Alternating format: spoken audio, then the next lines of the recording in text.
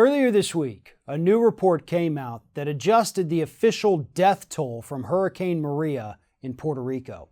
And the official death toll has now jumped from 16 to 2,975, meaning almost as many American citizens died in Hurricane Maria in Puerto Rico as died in the 9/11 terrorist attacks.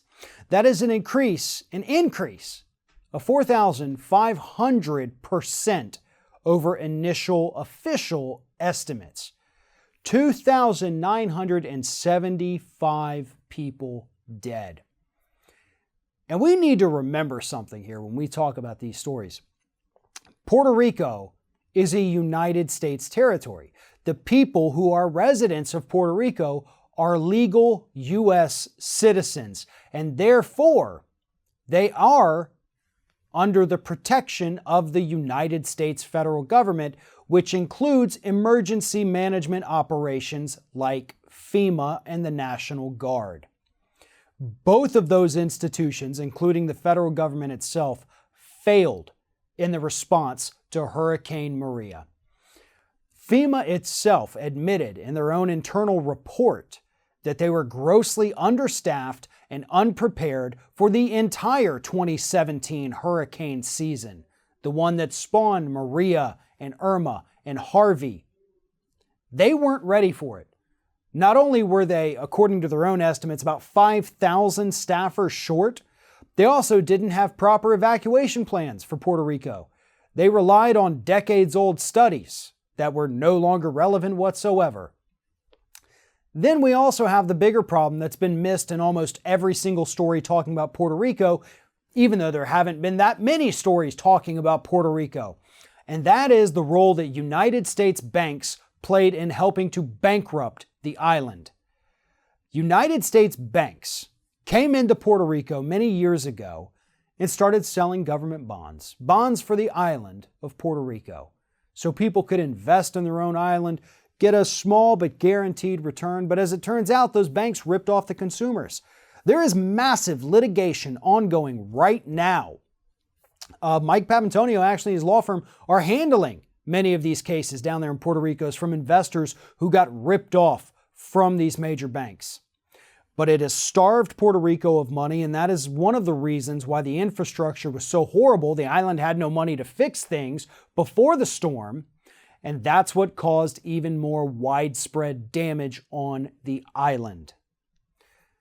We have the National Guard and FEMA, both of whom, as I mentioned before, pathetic in their responses, unfortunately, but all that leadership comes from the top.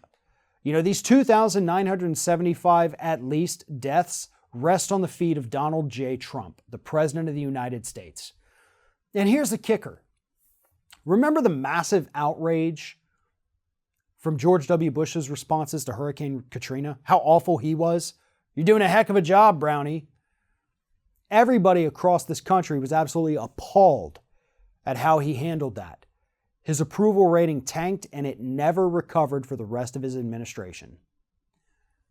Where is that national outcry for Puerto Rico? Are there too many people in the United States today that don't understand that Puerto Rico is a United States territory, that those people are U.S. citizens, or more importantly, that they're human beings in general who we should be helping? That's the problem. That's one of the biggest things that makes me angry about this, is the fact that nobody is talking about it. There is no outrage. And that U.S. citizen or not, these are human beings who are suffering, and we have the means to help them, but we are choosing not to. We are choosing to not help out our fellow citizens down there in Puerto Rico. That's what's happening. The government has money, okay? Don't let them tell you it's going broke. Yeah, we got a massive deficit. We have to borrow money, but the money's there. We could be helping these people. We could have rebuilt this entire island by now. You know, limited only by the number of contractors that we could have found. We made this choice. We made the choice to let them die. We made the choice to just leave them there in anguish. And as a country, that is not only unforgivable, but unacceptable. And somebody, the person at the very top, needs to be held accountable for this. I know Democrats don't want to talk about impeachment. They don't want to run on Trump in the midterms, and I agree with them for the most part on all that.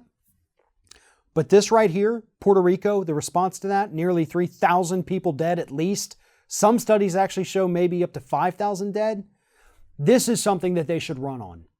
They should run on the fact that Republican government starves the government itself of funds via tax dollars so that we don't have a response. They cut the budgets for groups like FEMA so that they cannot properly respond to these national disasters. That should be a campaign talking point, but unfortunately, I don't see anyone out there talking about it today, even after we got this insane report showing that the death toll was over 4,000 times higher than what the government initially estimated.